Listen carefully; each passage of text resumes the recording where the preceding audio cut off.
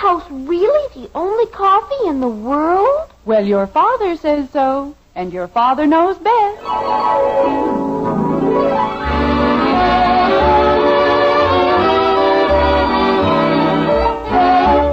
Yes, it's Father Knows Best, transcribed in Hollywood, starring Robert Young as father. A half-hour visit with your neighbors, the Andersons, brought to you by America's favorite coffee, Maxwell House, the coffee that's always good to the last drop.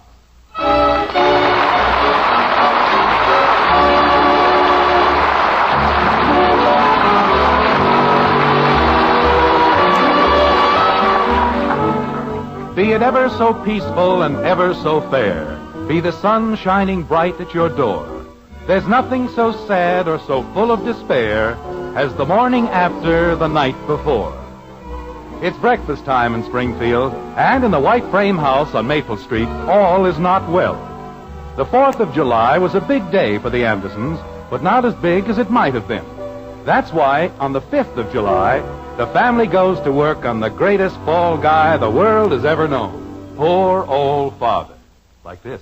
But you said we weren't allowed to shoot off firecrackers. That's right. Well, Jimmy Woody had firecrackers and he shot them off. Kathy, I've told you a dozen times, shooting off firecrackers is against the law. They shot them off in the park. You eat your breakfast.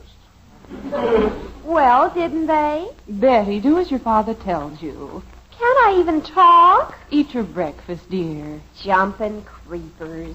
Everybody else got to shoot off firecrackers except me. I never get to do nothing. You never get to do anything. You said it. Everybody else. Kathy, for the 10 millionth time, the use of firecrackers within the city limits of Springfield is illegal. Then why did they shoot them off in the park? Because that was a fireworks display. It's entirely different. Mom, I can't find my other shoe. Look under your bed, dear. I did look. Never mind. I found it. Bud, hurry up or you won't get any breakfast at all. Okay, Dad. Couldn't find his ears if they weren't fastened on. Why is shooting firecrackers in the park different? Because it was part of the city's celebration, that's why. Jimmy Woody shot off firecrackers, and I'm as much a part of the city as he is. Kathy. His father didn't tell him it was different. Margaret, may I please have my coffee? Of course, dear. Every time somebody does something and I can't, it's different. There you are. Thank you. Everybody gets a bigger allowance than I do, but it's different. Kathy, in just about 1 minute... I have to go to bed when it isn't even dark, but that's different, too. Margaret, will you please tell her to be quiet? People don't even like me around here. I'm going to join the wax. That's what I'm going to do. I'm going to show the whole bunch Kathy, of you. be quiet. But why can everybody else? Eat your breakfast. Gee whiz. I don't know what she's got to complain about. I was the only girl at the whole dance who had shoulder straps on her dress. Now, don't you start. Father, if you just wouldn't be so old-fashioned. I am not old-fashioned, but I will not have my daughter traipsing around in a dress that's held up by nothing but a prayer and a city ordinance. Jim, there's really no reason why... Well, for the love of... Margaret, one of these days, that boy's going right through the stairs, so help me. I don't think so, dear, but I'll speak to him again. It's like living in the house with a bull rhinoceros. Good morning, everybody. What's cooking? Father is. Betty, please. Bud, is there any reason why you can't come down the stairs like a normal human being? How do they do it? They walk. That's what I did. You... May I have the cream and sugar, please? Oh, here you are, dear. Thank you. Nobody even cares if kids have fun on the 4th of July. Dad. Kathy, let me explain it to you once more. The reason children are not permitted to have firecrackers is a very simple one. They don't want us to have any fun. They don't want you to get hurt. Dad. Jimmy Woody had firecrackers and he didn't get hurt. Good. He only got 3 little blisters. Fine. On each hand. Dad. What is it, Bud? Do you know how old Jerry Wilson is? 87?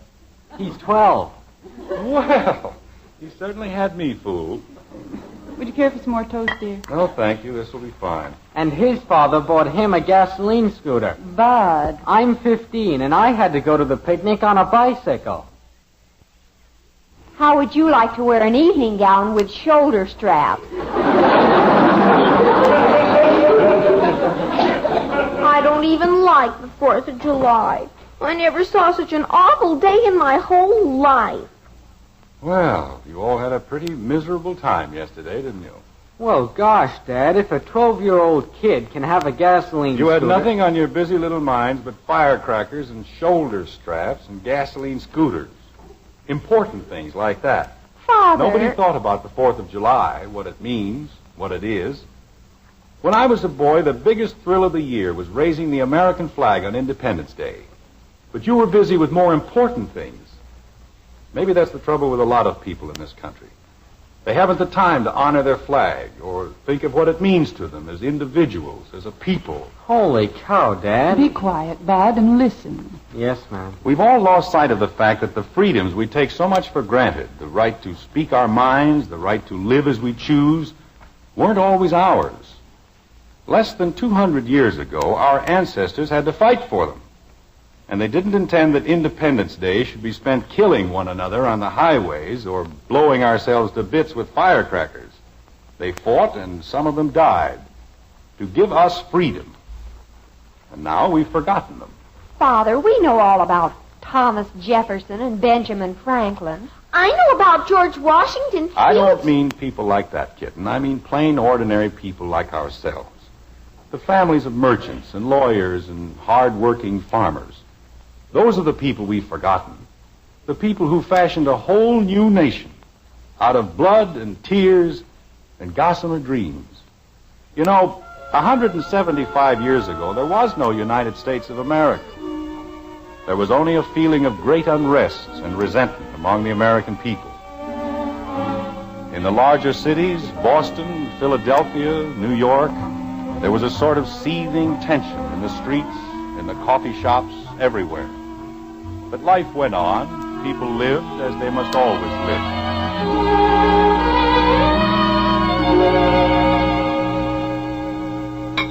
But, Mama, I don't like cornmeal mush. It's very good for you, Kathleen. All I ever get is cornmeal mush. We'll have no arguments, child. Eat your breakfast and be quiet. Yes, Papa. Father. Betsy, this is hardly the time to interrupt your father. But, Mother. Later, dear, please.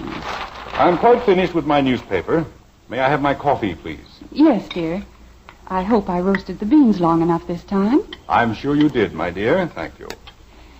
James. Margaret, if you and Betsy intend to speak of that dress again, may I warn you now that you are wasting your breath. Father, the widow Southgate says there's a latest style, and if only you weren't so old-fashioned. I am not old-fashioned. I pride myself on being as modern and as well-informed as these changing times allow. But I will not permit a daughter of mine to risk the vapors in a low-cut bodice. Dear, the widow Southgate tells me... Mother! Jamie, how many times have you been told not to shout from the top of the stair? But I can't find the buckle for my other shoe. Margaret, will you please instruct your son? Jamie, have you looked under your bedstead? Yes, ma'am, I've looked... Never mind, it was inside of the shoe. I'm very concerned about that young man. James, he's only a boy. He's 15 years old and preparing to enter the university. How can he expect to make his way in the world if he can't keep track of his shoe buckles? Mother, you were going to tell Father what the widow Southgate said. Well... Margaret, I have told you repeatedly that we cannot do business with the widow Southgate. But, James, I've known Amanda Southgate all my life. She has been denied a permit under the terms of the Lord North Restraining Act. And as an attorney sworn to uphold the law, I cannot permit you to trade with her establishment. James, you know as well as I that the law is unjust. We have already taken steps to ask that it be changed. As you've asked that other laws be changed, as you've pleaded for representation in the government of the colonies, as you've asked... Margaret... When will you stop asking? When will you demand that we be heard? When we have exhausted every peaceful method of petition. When we know deep in our hearts that the last stone has been turned. Jamie! Jamie! Madam, something must be done about the manner in which your son defies the laws of gravity. Has Parliament passed a law about that, too? Good morning. I trust everyone is well. Good morning, Morning, son. brother. Jamie, Yes, Father? what are you trying to establish in this constant attack on a perfectly innocent staircase? I presume that was you descending the stair. Or was it a band of horsemen pursuing a wild boar through our sitting room? Father, I'm certainly glad you mentioned it. Do you know Jeremiah Wilson? Did I mention Jeremiah Wilson? No, but he's only 12, and his father bought him his own horse. Jamie, I'm 3 years older than he is, and do I have a horse? I have to walk to school. Jamie, And that's a long walk, 8 squares, and everybody else in the whole school... Jamie! Yes, sir? A boy who cannot keep track of his shoe buckles cannot be entrusted with his own horse. How can you misplace a horse? If there were a way, you'd manage. Betsy, no one asked for your opinion. I didn't say anything, did I, Mama? No, Kathleen. I've been very good, haven't I, Mama? Yes, Kathleen. Do I still have to eat my cornmeal mush, Mama? Yes, Kathleen. Gee willikins. Jamie, the front door. Nobody's afraid that I'll misplace the front door. I could close my eyes and find the front door in the dark. I don't know. When I was a boy, my father never permitted this turbulence at his breakfast table. Breakfast was a quiet meal, peaceful and calm. There was none of this excitement and confusion. Everything was well ordered and contained.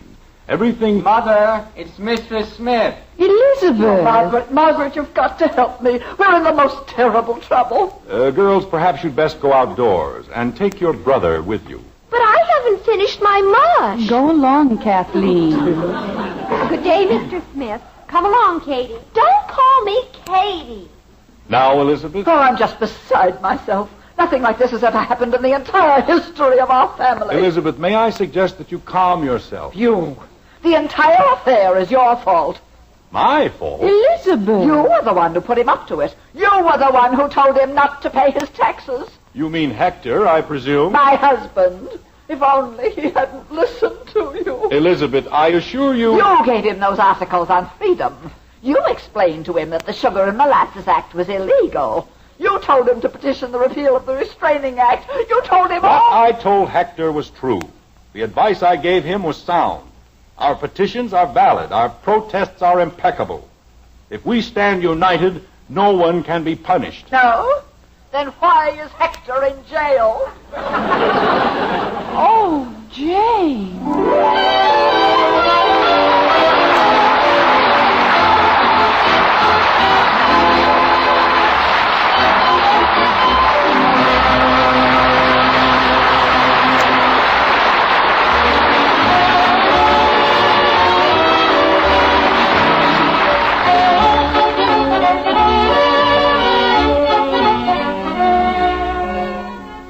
Say, that's what I call truly good coffee. How about a second cup, darling? Those are wonderful words to hear, especially when you hear them from the world's greatest coffee expert, your husband. Of course, lots of folks think of us as experts, too, since more families do buy our Maxwell House coffee than any other brand. But when you make coffee for your husband, why, he's the expert whose say-so you care about. And tomorrow, if you'll just pour him a cup of heartwarmingly good Maxwell House coffee, we're mighty sure he'll say, Best coffee I ever tasted. in fact, we'll return your money if he doesn't say that. You see, only Maxwell House has that wonderful good to the last drop flavor, because only Maxwell House has the recipe. It's one that demands choice, extra flavor coffees, blended and roasted just so. And since no coffee is made like Maxwell House, no other coffee tastes like Maxwell House. Tomorrow, serve our Maxwell House to your husband. If he doesn't say, best coffee ever, why, just send us the can, an unused portion, and we'll gladly refund your money. Our address is right on every familiar blue tin. Yes, to please the world's greatest coffee expert, your husband. Serve him Maxwell House coffee. Always good to the last drop.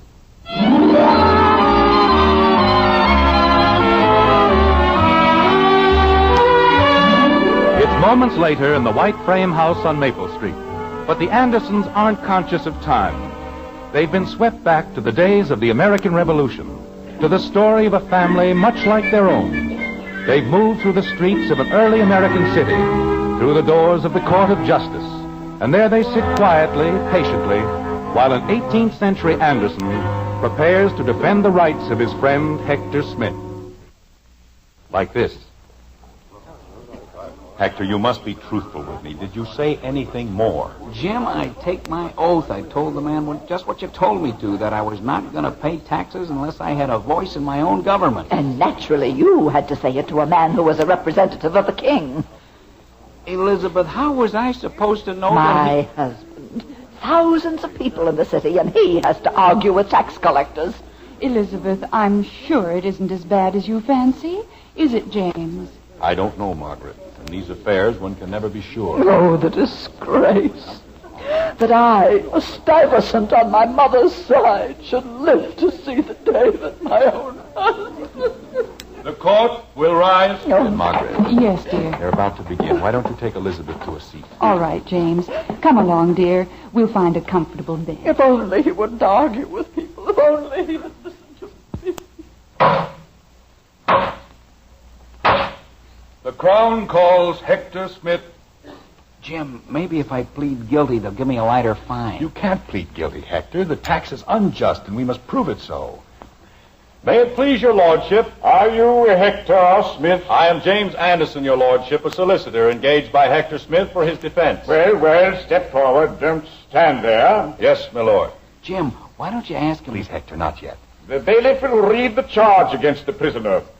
May it please your worship... Silence. Hector, please be quiet. The bailiff will proceed. Hector Smith, territorial colonist, is hereby charged by the Crown with failure to pay his just taxes under Section 7 of the Act governing the sale of sugar and molasses. How do you plead?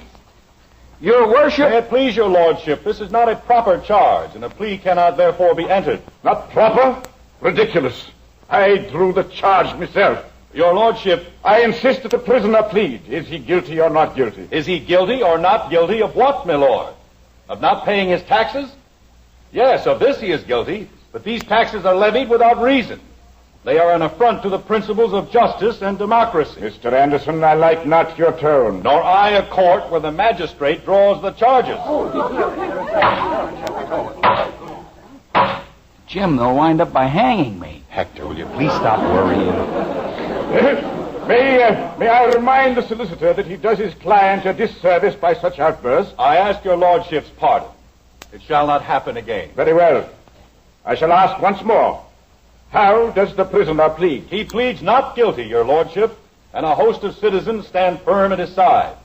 Nowhere in the history of government... The prisoner will rise. If it please your lordship... The prisoner will rise. Hector Smith. Yes, your worship? I find you guilty as charged. But your lordship... You will serve 18 months at hard labor, and your property is confiscated to the Crown. Remove the prisoner. This is infamous, your lordship. Parliament has agreed to consider our problem. Mr. Anderson, we have no time for such trifles. Trifles? Since when is a man's freedom a trifle? Our courts are cluttered with this colonial rabble. Be satisfied that I did not order him hanged. Your lordship... Jim, don't risk your own neck. I have a right to speak. I order you to be silent. And I demand that I be heard. Bailiff! We have all been silent too long. We've asked only a voice in our own government, and to no avail. Now we shall speak with a voice of liberty and justice. We shall raise a cry of freedom that will echo through the hearts of all mankind. This is treason. This is truth. The God who gave us life gave us liberty as well. We are free men endowed by our Creator with certain unalienable rights. And among these are life, liberty, and the pursuit of happiness. The militia! Jim, it's come. It's here. Bailiff! At last it's here. The final word has been said. The final stone has been turned. Bailiff! He's gone, my lord. And gone is tyranny. Gone is oppression. Gone is the iron heel that ground justice into the dust. We are aflame, my lord. The torch of freedom is lit at last. And just as soon will be snuffed out. They'll shoot you down as they did in Boston. Let them shoot, my lord. We are patriots, and our blood will nourish the streets and meadows and wooded hills. Our bones will bleach in the summer sun and chill in the winter snow. But if one man survives, he will be free. From his sinews will come a new race of men. From his heart will come a new life. Through him we shall build a new nation in which our children will live without fear, in which justice and freedom will prevail. Through him will be born a new world, America.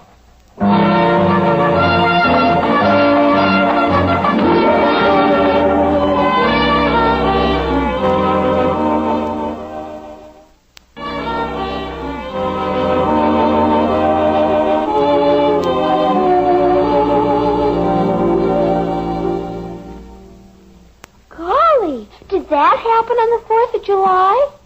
Well, not exactly, Kitten. That sort of thing went on for years, all over the colonies. Well, what did happen on the 4th of July? Oh, are you a dope? They signed the Declaration of Independence. But I wish you wouldn't speak to Kathy that way. But how can she be so dumb? All right, genius. Who signed it? What? Who signed the Declaration of Independence? Oh, gosh. Practically everybody. Bud, the Declaration of Independence was signed by 56 men. Well, that's a lot, isn't it? Daddy, Yes, Kathleen. there's only one thing I don't understand. What's so wonderful about the Declaration of Independence? He'll tell you some other time, dear. Margaret, if you don't mind, I'd just as soon tell her now. While he's in the groove. While I have all three of my knot-headed children in a listening mood. What did I do? Not a thing. And let's keep it that way. Jim, if you're going to tell them... All right, honey. The Declaration of Independence was written not to point out new principles or new arguments or even to say things which had never been said before, but to put before the people of the world an announcement of the fact that the American people considered themselves from that day forward an independent nation. Do you understand that? Oh, sure. Dear, she didn't understand one word you said. Of course she did. Maybe she did, but I sure didn't. Well, I couldn't have made it clearer. You understood me, didn't you, Bud? Yes, sir. Well, I promised Joe I'd help him do something. What did I say? About what? The Declaration of Independence. You mean the whole thing? Or any small portion thereof. This is going to be good. Well, you said that the Declaration of Independence was important because it told everybody that on the 4th of July, 56 fellas got together and, well, anyway, it's the birthday of the United States. That's the important part. Oh, that's what it is. Well, you could put it that way. And you know, come to think of it, isn't it strange that no one ever gives the country a birthday present? Jim, really? I mean it, honey. Everybody else gets them. Father, if you'll buy the wool, I'll knit the country a pair of argyles. Take her up on it, Dad. How will she know what size? That was a joke, dear. Another one? I'm being very serious. Father, you're not. I certainly am. We have the good fortune to live in the greatest country in the entire world. A country that has given us blessings far richer than we know. Our country has given us a heritage of freedom. Freedom of speech, freedom from want, freedom from fear, freedom to worship in any church we may choose. It gathered us, all sorts of Americans, from the far-flung corners of the earth and made for us a home. Give me your tired, your poor, it said, your huddled masses yearning to breathe free, the wretched refuse of your teeming shore. Send these, the homeless tempest-tossed, to me. I lift my lamp beside the golden door. Our country has a birthday every year, celebrated on the 4th of July, and all of us, no matter how rich or how poor, can afford the only gift it wants, a pledge of undying loyalty and devotion, a vow that in the year ahead we'll remember and observe the simple principles of democracy. A promise that, to the best of our ability, we'll live as Americans.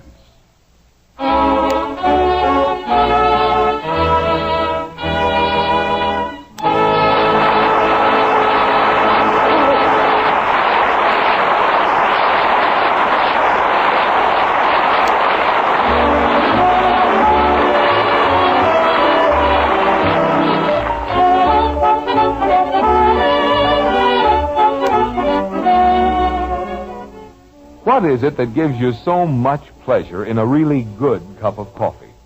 Why, it's flavor. Yes, ma'am, and naturally for top value, you want the most in flavor for your money. So take home the one coffee famous above all others for flavor, our Maxwell House coffee. Start serving it to your husband, the world's greatest coffee expert. When he smiles with delight and says, "Best coffee ever," you'll know why Maxwell House is world famous for flavor. Then just count all the cups of truly satisfying coffee you get from that familiar blue Maxwell House tin with the big white cup and drop. That's what you call value, lady. At your own table, then, find out how much more flavor you get for your money with Maxwell House coffee. Always good to the last drop.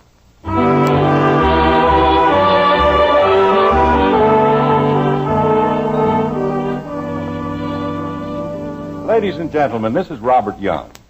Tonight, Father Knows Best brings to a close its second season of broadcasts, and all of us will leave on our annual vacations. Before we go, however, the members of my radio family have asked permission to say their individual goodbyes. Being an indulgent husband and father, quite naturally, I had to agree. So here they are. June Whitley. I hope you have a very nice summer, and be sure to come back with us in the fall, won't you? Goodbye. Rhoda Williams. Goodbye, goodbye. Parting is such sweet sorrow that I shall say goodbye till it be morrow and have a real keen summer, gang. Norma Jean Nilsson. We're going up to Round Lake again, and they've got boats and docks to jump off, and you Kathy. can go swimming and fishing. And this Kathy. year I'm going to collect things like snakes and bullfrogs. Kathy. And if any of you come up to the lake, my mother's a wonderful cook, and she'll be only too happy. Kathy. Did I say something wrong? You're supposed to say goodbye. That's what I was doing. Well, say it. Gee whiz. Goodbye, everybody. And finally, a word from Ted Donaldson. So long.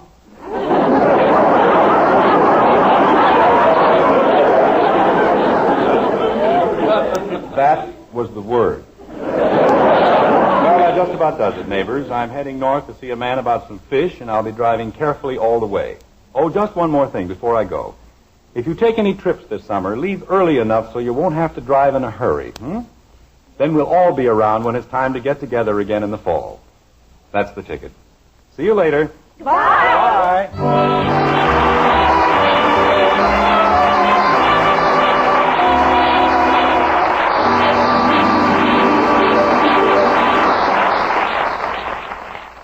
Folks, Gainsey, the famous talking dog, always says, "Gaines meal. What about Gaines meal, Gainsey?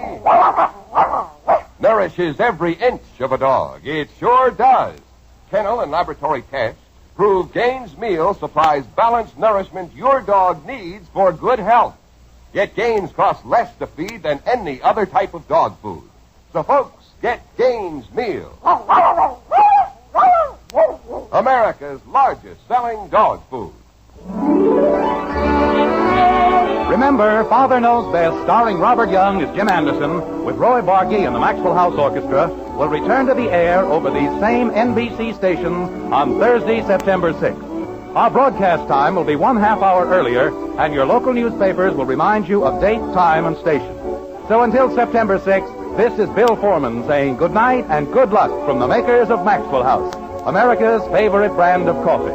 Always good to the last drop. Father Knows Best is transcribed in Hollywood and written by Ed James. Now stay tuned in for Dragnet, which follows immediately over most of these stations. Dragnet, the story of your police force, is next on NBC.